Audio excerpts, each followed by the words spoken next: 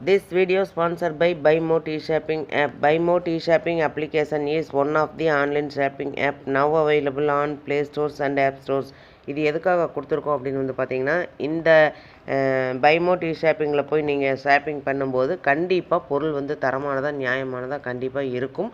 இது வந்து நீங்கள் அமேசான் ஃப்ளிப்கார்ட்டில் ஆர்டர் பண்ணுறதை விடவும் இது வந்து விலை குறைவாக கிடைக்கும். கண்டிப்பாக கம்பேர் பண்ணி பாருங்கள், கம்மியாக கிடைக்கும். அதே மாதிரி இதோட லிங்க் வேணும்னா நான் வந்து டிஸ்கிரிப்ஷனில் கொடுத்துருக்கேன். அந்த டிஸ்கிரிப்ஷனில் போய் டச் பண்ணிங்கன்னா அந்த லிங்க்கை டச் பண்ணும்போது நீங்கள் ப்ளே ஸ்டோர் போகும்.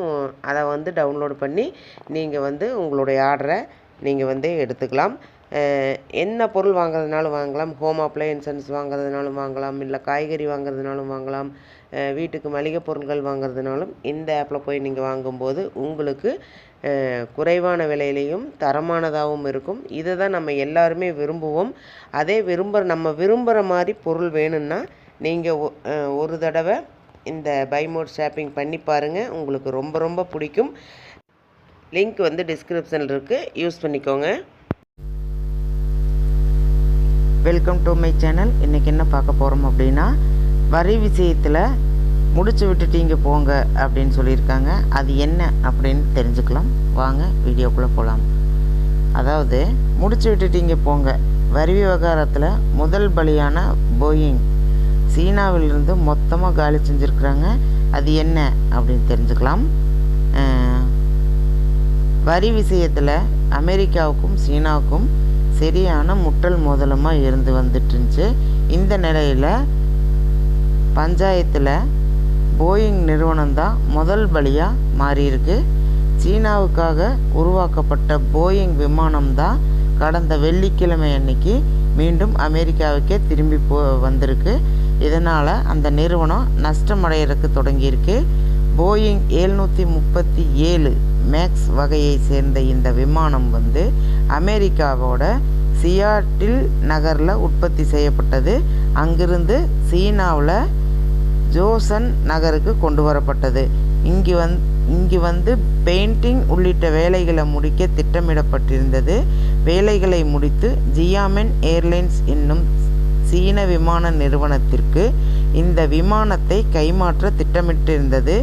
ஆனால் வரி விவகாரத்தில் அமெரிக்கா தயாரிப்பு பொருட்களுக்கு சீனா கூடுதல் வரியை போட்டதால் இந்த விமானத்தை வாங்குவது அந்த நிறுவனத்திற்கு நஷ்டத்தை தான் ஏற்படுத்தும். எனவே இந்த நிறுவனம் விமானத்தை வாங்கும் திட்டத்தை கைவிட்டது. ஆகவே விமானம் மீண்டும் அமெரிக்காவுக்கே திருப்பி விடப்பட்டது. போயிங் நிறுவனத்திற்கு ஏற்பட்ட மிகப்பெரிய இழப்பாகும். ஏற்கனவே கோவிட்-19 மற்றும் பாதுகாப்பு குறைபாடுகள் காரணமாக போயிங் தயாரிப்புகளை சீனா குறைத்து வந்தது. இப்போது வரி காரணமாக மொத்தமாக போயிங் உடனான ஒப்பந்தத்தை சீனா நிறுவனம் நிறுத்தி கொண்டிருக்கிறது.